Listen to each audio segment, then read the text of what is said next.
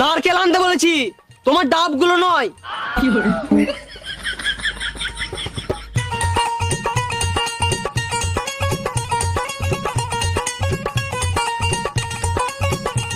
লাও নারকেল ফাটাও দেখি।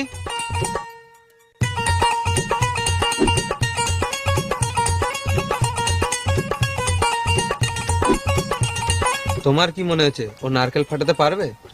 আমার তো মনে হচ্ছে গাঁড় ফাটিয়ে দিবে।